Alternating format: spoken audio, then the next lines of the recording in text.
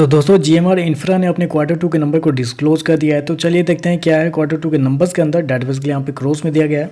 तो देखिए पिछले क्वार्टर में कंपनी ने 2402 करोड़ के आसपास का रेवेन्यू जनरेट किया था। ऑपरेशन साल देखें तो 2063 करोड़, जबकि अभी देखें तो कंपनी का रेवेन्यू बढ़ के 2495 करोड़ कंपनी का जो रेवेन्यू है वो आपको जाता हुआ देखने को मिला। तो साल दर साल देखें तो साल दर साल कंपनी के रेवेन्यू के अंदर एक अच्छी खासी तेजी आपको देखने को मिली। लगभग बोल सकते हैं 21% के आसपास का जंप आपको देखने को मिल रहा है। वहीं अगर क्वार्टरली बेसिस पे जाते हैं तो क्वार्टरली बेसिस पे भी कंपनी के रेवेन्यू के अंदर एक हल्की सी तेजी है। लगभग 4% के आसपास का जंप आपको देखने को मिल रहा है। तो क्वार्टर साल दर साल कंपनी का जो रेवेन्यू है वो आपको बढ़ता हुआ देखने को मिल रहा है। कंपनी शो कितना किया है 2495 करोड़ के आसपास का रेवेन्यू, जबकि मार्केट का अनुमान भी था कि लगभग 2445 करोड़ कंपनी का जो रेवेन्यू है वो आपको आता हुआ देखने को मिला। तो यहाँ पे देखें तो मार्केट का अनुमान जितना ही है उससे थोड़ा सा बेहतर कंपनी का रेवेन्यू आपको आता हुआ देखने को मिल रहा है।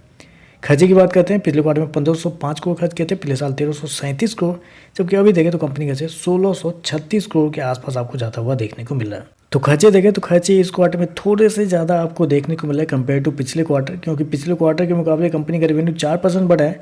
लेकिन जब कंपनी के जो मेन जो खर्चे होते हैं रेवेन्यू जहाँ पे कंपनी जनरेट करती है, वहाँ पे देखें तो कंपनी के खर्चे जो है वो थोड़े से ज़्यादा इस क्वार्टर में आपको देखने लगभग बोल सकते हैं 15 से 16% आपको बढ़ते हुए देखने को। तो यहाँ पे देखें तो खर्चे थोड़े ज़्यादा हो गए हैं, जिसकी वजह से कंपनी के एक्सपेंस आपको हाई देखने को मिल रहा है। चलिए कंपनी का प्रॉफिट क्या निकलता है वो देख लेते हैं। तो हालांकि आपको पता ही होगा कि कंपनी नेट लॉस में ही हमेशा डील करती है। तो पिछले क्वार्टर में कंपनी 337 करोड़ के लॉस में थी, पिछले साल 190 करोड़ का लॉस, जबकि अभी देखें तो बढ़ के 428 करोड़ कंपनी का जो लॉस है वो आपको जाता हुआ देख लो। तो ये थोड़ा सा यहाँ पे गलत हो रहा है, क्योंकि कंपनी का लॉस देखें तो आपको साल दर साल डबल से भी ज़्यादा होता हुआ देखने को मिला है। जबकि क्वार्टरली बेसिस पे जाते हैं तो क्वार्टरली बेसिस पे भी कंपनी के जो लॉस है वो आपको बढ़ते हुए देखने मिले, लगभग 30% के आसपास की तेजी है। तो कंपनी के लॉस यहाँ पे आपको बढ़ते हुए देखने मिले, जो कि थोड़ा सा गलत है।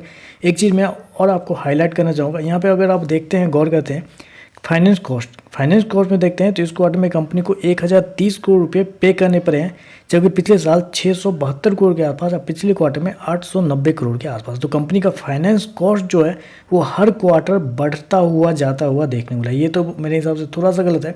फाइनेंस कॉस्ट में बताया तो वो होता है जब कोई भी कंपनी किसी से लोन लेती है, चाहे वो बैंक हो या बड़े पार्टी कोई भी हो, जिनसे लोन लेती है तो उनको इंटरेस्ट के रूप में हर क्वार्टर कुछ पे करने पड़ते हैं। जो इंटरेस्ट जो होता है उसी को बोलते हैं फाइनेंस कॉस्ट। तो फाइनेंस कॉस्ट अगर देखें आप तो ये हर साल हर क्वार्टर आपको बढ़ता हुआ देखने को मिला, यानी कि आप कह सकते हैं कंपनी के पास कर्जे जो है वो हर क्वार्टर बढ़ते जा रहे हैं। ये थोड़ा सा गलत है, यहाँ पे कंपनी के कर्जे बढ़ रहे हैं, इतना बढ़ रहे हैं कि जितना कंपनी का ओवरऑल ऑपरेटिंग प्रॉफिट नहीं बनता है उससे ज़्यादा कंपनी फाइनेंस कॉस्ट में ही पे कर रही है। तो ये थोड़ा सा मेरे हिसाब से कंपनी के लिए गलत है। ऊपर से कंपनी कुछ डिप्रेसिएशन अमोर्सिएशन एक्सपेंस में भी कंपनी को इस क्वार्टर में 474 करोड़ का खर्च करना पड़ा है। तो ओवरऑल देखें तो खर्चे कंपनी के बहुत ज़्यादा हो रहे हैं, चाहे वो फाइनेंस कॉस्ट हो या डिप्रेसिएशन अमोर्सिएशन हो या कंपनी का नेट लॉस जो है वो आपको डबल से भी ज़्यादा होता हुआ देख लो। तो ओवरऑल देखें तो रेवेन्यू वाले सेगमेंट में कंपनी के नंबर अच्छे हैं, लेकिन जो बाकी के जो कंपनी के नेट प्रॉफिट और लॉस वाले जो सेगमेंट होते हैं उसमें देखा जाए तो कंपनी के नंबर कमजोर देखने को मिले। तो बाकी देखते हैं मार्केट का कैसा रिएक्शन आपको देखने को मिलता है।